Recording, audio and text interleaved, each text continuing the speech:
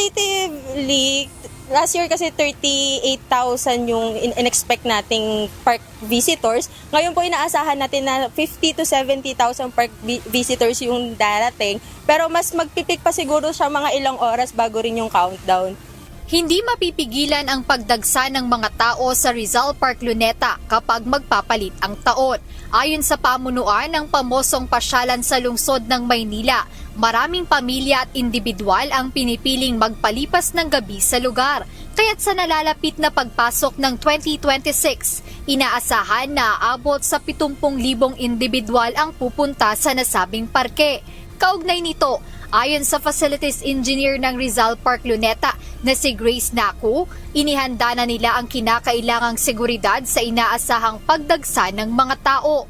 Mahalaga aniyang matiyak ang kaayusan at kaligtasan ng bawat magtutungo at magdiriwang ng pagpapalit ng taon sa lugar. At bukod sa security personnel, naka-standby na rin ang medical personnel na handang tumugon sa anumang emergency situation hanggang mamayang hating gabi.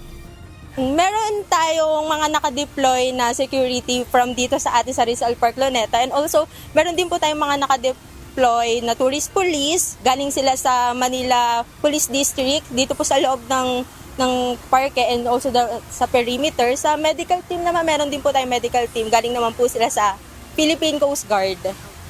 Muli namang nagpaalala sila Engineer Naku sa park visitors na iwasan ng magdala ng mga ipinagbabawal na gamit sa lugar.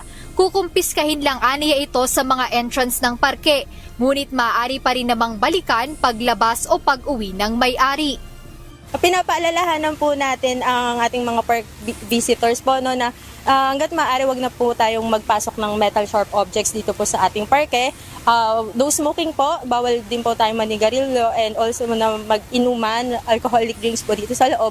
And observe Clego din po kung hanggat maaari gumamit na lang po ng reusable containers and reusable eating utensils.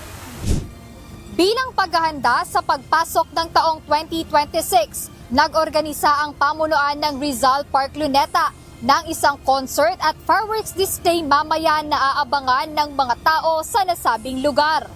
Jed Neresina, UNTV News and Rescue. Diyos ang aming sandigan, serbisyo publiko ang aming pinahahalagahan.